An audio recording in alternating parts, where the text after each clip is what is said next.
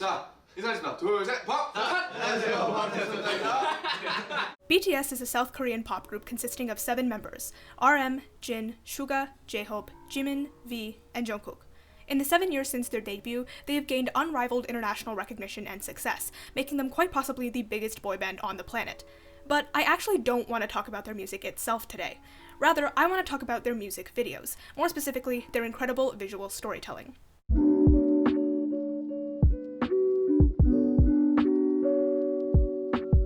It can be argued that stories are told to express themes. Basically every story on Earth does that. That's not new. What is new is the way in which those stories are told and those themes explored. Many stories tell their narratives in a linear fashion, with each event being connected to and building on the previous to create one cohesive narrative from start to finish. A leads to B, which leads to C, which leads to D, and so on until we get to the end. Along the way, we explore an overarching theme, which hangs over the narrative from one end to the other. A lot of stories do this, and it works. It's an effective way to build a narrative. BTS doesn't do this, or at least doesn't do it as often as you might think. Instead of telling their narratives in a linear fashion with themes hanging over them, BTS chooses a single theme and plants it smack dab in the middle of their story, then has a number of different, disconnected, and often symbolic events surrounding it in order to explore it. Not every single one of their music videos follows this structure, but a great number of them do. Some of them are more linear than others, but for the most part, their narratives spin in circles rather than walk in straight lines. This approach to storytelling is used by other artists for their music videos, but I personally believe BTS is among the strongest to employ it. I want to go over 4 BTS music videos that I find to be among their most narratively compelling, and break down just how well they tell their stories. I'll mostly be focusing on their visual storytelling. I know their lyrical content is very compelling as well, and I may reference it here and there, but for the most part, I'll let the videos stand on their own. Of course, this is all just my opinion, and I'm sure there are other interpretations out there, both for the content of the videos themselves, and also for their actual storytelling styles. This is just what I think of it. Alright, without further ado, let's take a look at some music videos.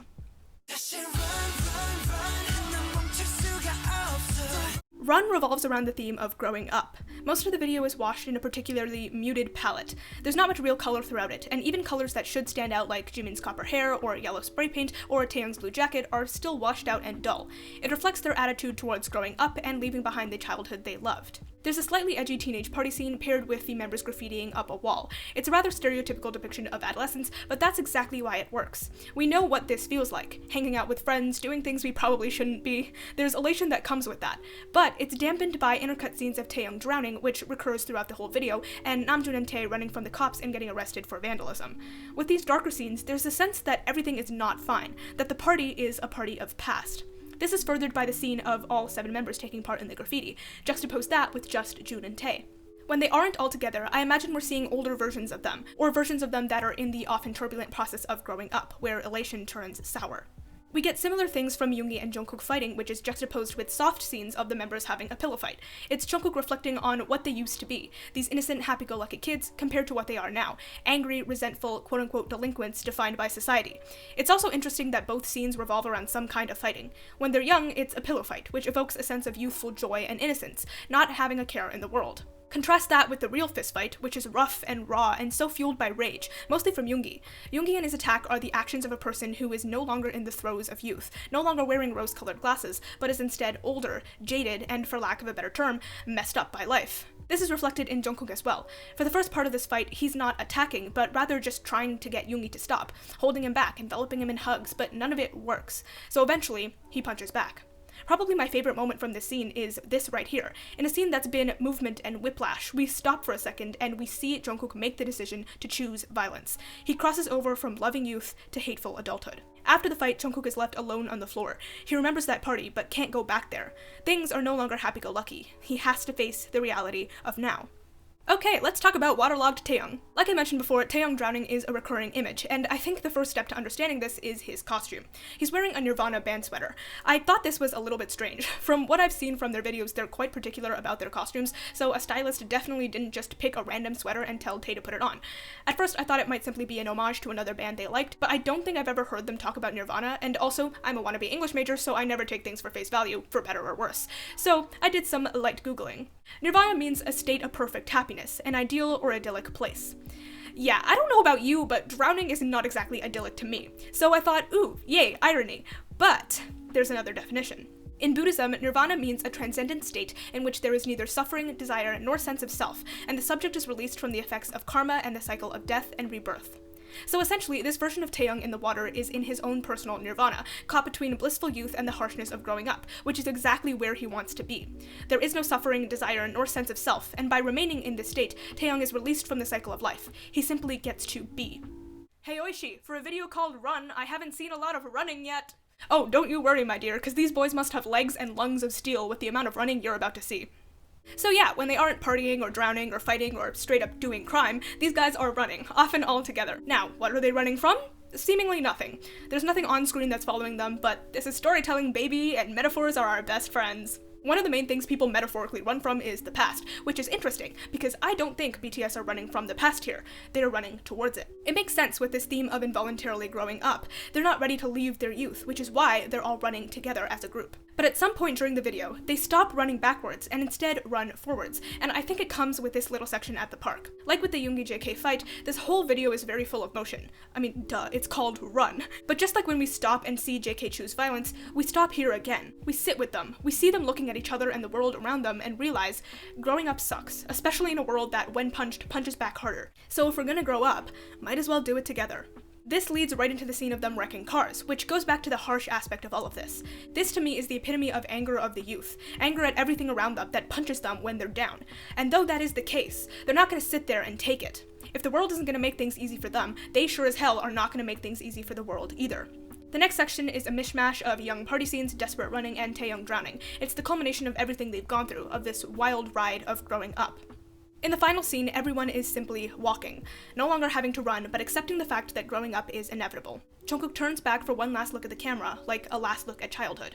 Add to that Taeyong surfacing, leaving his nirvana, finally ready to take on what comes next. So not only does Run revolve around the theme of growing up, but more specifically, it explores the idea of growing up in a harsh world. The video as a whole has quite a gritty feeling to it, with a lot of pent-up anger and resentment at the inevitability of growing up, but it rounds itself out in a bittersweet way. When watching this, you can see it's pretty non-linear, and that's deliberately done to be able to show the contrasting images of youth and maturing. For the most part, each section and image is disconnected. The party is separate from the graffiti, which is separate from the pillow fight, which is separate from the fist fight, which is separate from the drowning, which is separate from the car vandalism, which is separate from the running. When you think about it, there's no real plot to this. Instead, it's snapshots, vignettes of these 7 boys transitioning from one part of life to another. It's like someone took a bunch of Polaroids of them during this time, tossed them all in a pile, then rearranged them randomly, giving us a final product of their youth mixed in with their adulthood. And honestly, that's what growing up feels like. As someone who is currently growing up in a harsh world, I remember blissful moments that happened 2 minutes ago that feel like they happened 2 years ago. I have moments when I want nothing more than to punch the people around me. I have moments when spitting on a car window and pouring my drink out on the windshield sounds super satisfying. But at the same time, I remember what hanging out with my friends is like. I remember doing dumb things with them and having the best time. All of it, the good and the bad, jumbles into one, and you realize, yeah, this is what life is like, but at least we can try our damn best to get through it. Like I said earlier, knowing we have to grow up doesn't negate the resentment at having to do so. This is an angry world that shapes angry people, but it's people who are angry at the world who change it. Okay, I feel like I went way off topic there, but that's what watching these videos do to me. Let's move on before I start yelling about bringing down the patriarchy. Spring Day is similar to Run, but not? It's not so much about growing up as it is about past and present. Right off the bat, it's completely different to Run in color palette. While Run was muted and dull, Spring Day is rooted in soft and airbrushed colors that lends a deep nostalgia to the whole video. And what I find interesting is that the scenes where they're alone, separated from each other, is when we see those soft and nostalgic colors. When they're all together, the colors are still pastel, but they're sharper and brighter than when they're separate. It's interesting, because the nostalgic colors would usually be used when they're all together to highlight the wonderful times they had together in the past, but to put it in the present when they're separated is an intriguing choice. It's like, this is what we should be feeling, but don't anymore. It's the good times we're missing from the past and we'll never get back. One of the major visual choices made in Spring Day is symmetry. Now, symmetry is not really a new and inventive concept. In fact, it's probably one of the easiest ways to make your shot look that much better, but it's the volume at which symmetry is used in Spring Day that leads me to believe it's there for a lot more than simply making a shot more aesthetic. Most everything in this video is so deliberately symmetrical. The sets and locations are all deliberately symmetrical. Symmetry is a clear visual separation of one side against the other. In this case, it subtly symbolizes the past and present, before and now, separating what once was with with what is now. And there's a lot of this. The same shot of one of the members standing dead center with a background sprawling out behind them in perfect symmetry.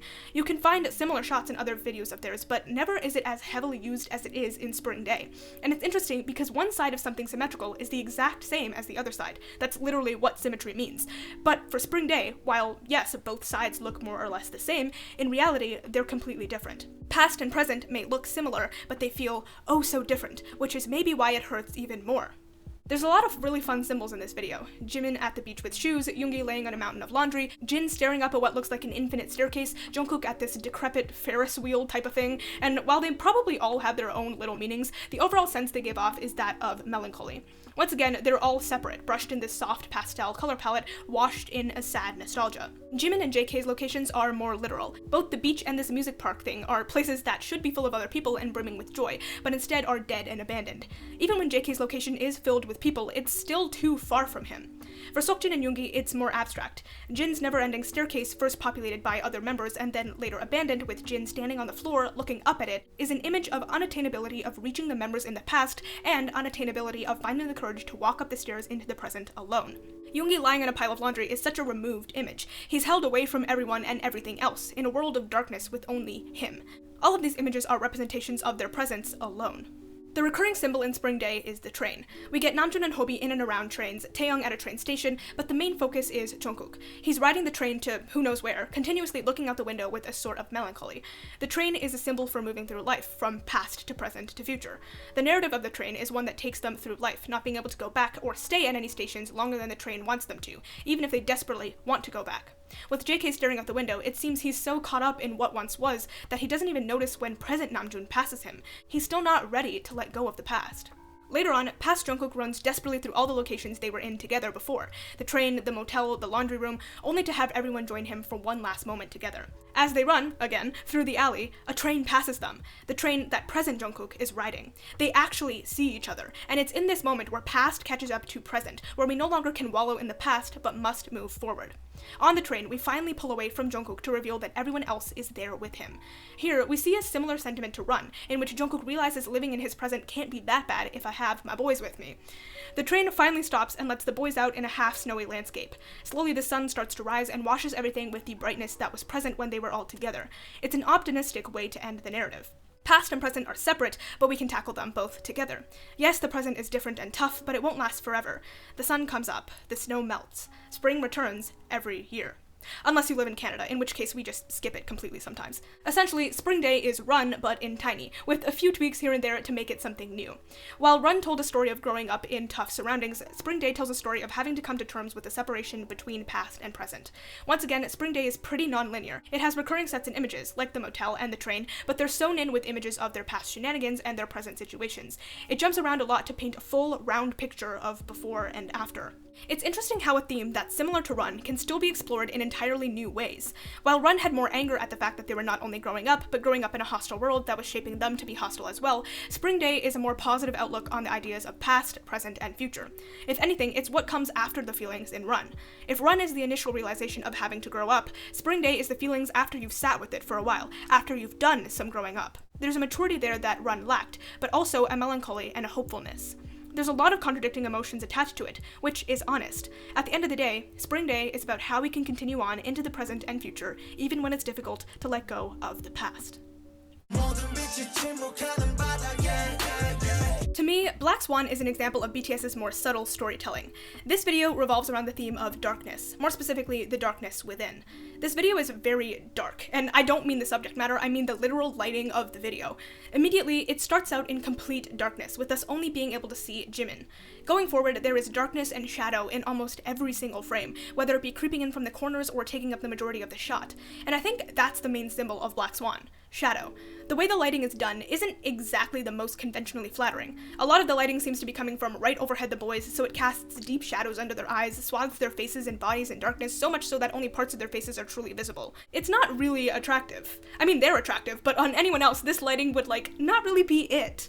On top of that, we get shadows of their bodies against walls and on the floor, which is typically avoided. Unintentional shadows are a really great way to muddy up your shot. Even when there are shadows in their other videos, they're never so in your face that they draw your attention away from what you should really be focusing on. BTS's cinematographers and directors know how to avoid shadow if they want to. But then we have Black Swan, where the shadows are loud and proud and absolutely demand to be looked at, because they're intentional. If I'm not mistaken, Black Swan tells the story of an artist slowly falling out of love with their art and trying their hardest to resist it. Everyone in Black Swan is two different people. Their light version, trying to hold on to their love, and their shadow, the darkness within that's pushing them to stop loving it. This idea of dark and light is also reflected in their hair and costume. With hair, the boys are split down the middle with dark and light. Jin, Tae, and JK all have dark black hair, while Namjoon, Yoongi, and Hobi all have light blondish hair. The outlier is Jimin, who sports blue hair. It doesn't really fit with the black and blonde theme we have going here. It's strange too, because he very easily could have had black or blonde hair, but the choice to go with neither makes sense when we realize that Jimin is the embodiment of the Black Swan itself. He's the one struggling here, as can be seen by his dancing throughout the video. He's not on one side or other, but caught between the two worlds. This idea is furthered by their costumes. First of all, I love the juxtaposition of stark white costumes against a dark location and deep black costumes against a bright location. Let's talk about the white costumes first. Everyone's jacket and trousers are completely white, except Jimin's. He's got this black feathering across his jacket, again, like he's half in, half out, fighting with the darkness that's trying to overtake him. There are other black costume pieces here. Taeyoung, Namjoon, and Seokjin are all wearing black shirts, but it's all on the inside, not the outside. They could already have been taken over by the darkness within, or it's a visual representation of what they're trying to fight. Either way, it's not like Jimin, whose darkness is actively crawling over his body. The black suits give off the exact opposite sentiment to the white suits. This is the dark side fully, and Jimin being in a fully dark suit, honestly, even the black feathering from the white outfit, all of that is, let's call it foreshadowing. At the second chorus, we changed the angle from which we're shooting both Jimin separately and the band as a whole on the stage. Earlier in the video, we were shooting them from the audience's perspective, but now we're shooting them from the other side of the stage so we can actually see the audience seats. This changes the lighting. Instead of being lit from the front, they're backlit now. This is especially prominent with Jimin's solo dancing. Being backlit casts even more shadow on him than before, so much so that he almost looks like a silhouette. The backlight paired with a complete costume change for this location from a white suit to an all-black outfit is a distinct shift in the narrative. He's losing control and being consumed by that darkness. Finally, he can't dance anymore, and succumbs to the darkness. He even completely covers the light here for a second. Black Swan is a tale of being consumed by the darkness held within our souls. Compared to the other videos we looked at so far, it seems a lot less plot-heavy on the outside. I mean, it really only takes place in this one theater, and it's all pain, singing, and dancing. But that's what this plot focuses on, the dancing and the artistry, because it's about an artist falling out of love with their work. It's really cool to see just how much story can be conveyed with things that are less flashy, like costume and lighting. There isn't much semblance of a linear plot. It's a number of scenes stitched together with not much connecting them. The one through line is Jimin dancing, and even then, his performance doesn't really cement it in a linear storyline. Yes, it has a beginning and an end, but the way we get there is a journey of twists and turns. Sometimes his performance is calm and relaxed, other times more chaotic and desperate, but still managing to retain smoothness and groundedness. It's a beautiful, jumbled mess, as it is supposed to be. It reflects his psyche as the Black Swan. In fact, the whole video is a bit of a beautiful jumbled mess. Not messy in the sense that it was haphazardly thrown together with no thought, but messy in the sense that the emotions being portrayed are messy. In fact, being able to make something this deliberately desperate and messy while still being utterly gorgeous calls for some real purpose and meticulousness, and that is exactly what BTS and their teams always bring to the table.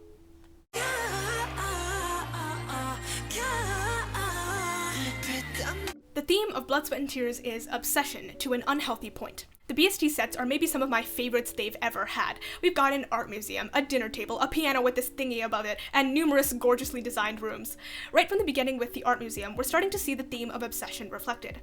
Art can be gorgeous and gratifying to be around, but with the muted browns, grays, and blacks that make up this museum, there's a little life in here. It's like whoever's collection this is trying to keep all these beautiful pieces in a cage for all eternity. Contrast that with the very next shot of everyone sitting in one of those gorgeous rooms, and it's almost like they themselves are pieces of art being kept and obsessed over by someone for all eternity. And that on its own sounds like a nightmare, until we see this. This is the first of many instances of blindfold imagery. Blood, Sweat, and Tears is riddled with blindfolds and the covering of the eyes. Seriously, there's so much. In fact, let's go through the whole video and count just how many shots there are with this image.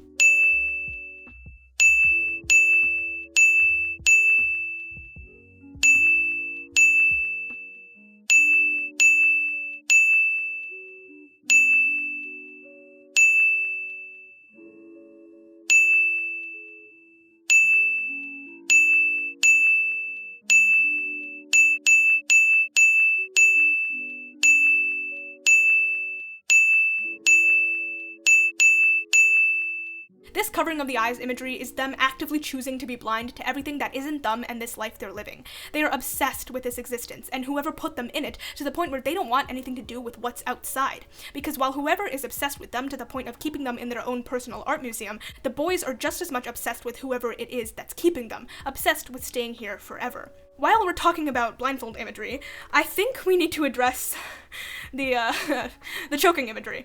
Okay, I'm gonna try not to get too kinky with this, but the fact of the matter is that these boys and their necks are prominent throughout the entire thing. Almost all of the members either wear chokers or high, stiff collars or straight up grab their necks at some point throughout this, and I can't help but think it's deliberate. I mean, if you combine all the other music videos they've ever put out, I don't think there would be anywhere near as much choking imagery as there is in Blood, Sweat, and Tears alone. So the fact that there is so much of it here has to mean something. Being choked... okay.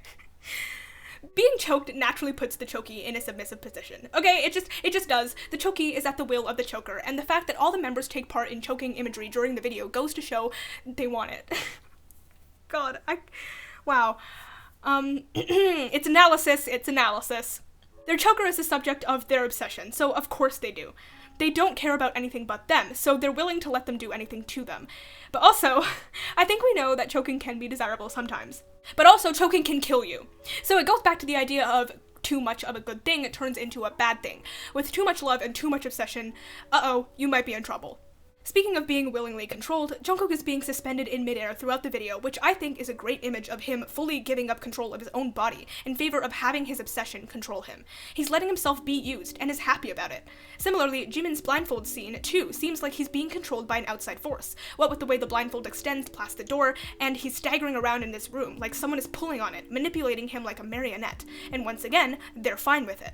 Moving on from that, everything in this video is extravagant, from the sets to the costumes to the colors to the actual content. These rooms are absolutely decked out, and their costumes are that of chic royalty. Another prominent scene is the moment at the dinner table, which is laden with food and drink, with surroundings that are a little too bright and a little too crisp. They're living in an echo chamber of extravagance and indulgence. Their obsession is all-consuming, so much so that they live in this place that teeters on the edge of beautiful and sickening. And that's exactly what obsession is. It's okay to be enthralled by something or someone, but when you push too far, when you go too deep, it becomes harmful. It's an ugly danger masked in a beautiful bliss that they don't ever want to leave. Namjoon's little interlude drives this home. He too was a tempter. He too was a link to the second, the evil world with which I no longer wanted to have anything to do. He's literally saying he doesn't want anything else but this. Okay, I think it's about time we talked about the main character, if you will, of this video, Jin.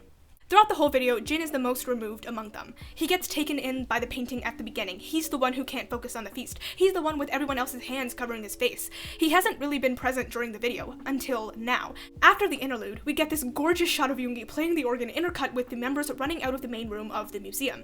He Jin can't leave. Tae sees this and once again covers his eyes. When he removes them, Jin is faced with an angel statue who he really just goes for it, doesn't he? Jin has been the most obsessed out of all the members, so much so that he mentally and physically isn't present for a lot of this. He's so taken in to the point where he intimately knows the subject of his obsession even when it's not healthy to do so. On top of that, Taeyoung's both been swathed in fabric and poised to jump from high places, and here, after the fabric is fully lifted, we finally see he used to have wings. And the angel has wings. I'm sure there's fanfic about this somewhere out there. Anyway, if Taeyoung genuinely did have wings, clearly from the way he turns to the camera and smiles after they've been clipped, he doesn't care to have them anymore, because he's so pulled in by his obsession, he would even sacrifice the magic of flight. At the end of the video, Jin's face starts cracking like the statue, the final harmful result of his deep obsession. Overall, Blood, Sweat, and Tears is a tale of unhealthy obsession and being blissfully ignorant to the unhealthy nature of it, and I think the structure in which it's told helps it. Blood, Sweat, and Tears is the most non-linear of the videos we've looked at. It's a handful of random, strange scenes stitched together in a deliberately haphazard way. It gets more and more bizarre as we go on, which can be reflective of the fact that obsession mounts until it gets super uncomfortably unhealthy. It is a perfect way to tell a story like this. Not only is the narrative itself compelling, but it's also one of the most visually stunning music videos they've put out. Maybe one of the most visually stunning music videos, period. There is so much to love about this, so much to chew on, and honestly, this is just one interpretation of it. There is so much more to this that I could possibly talk about outside of the whole obsession thing. I could probably make a whole separate video about it. But for now, Blood, Sweat, and Tears is truly something special, just like all of their other music videos.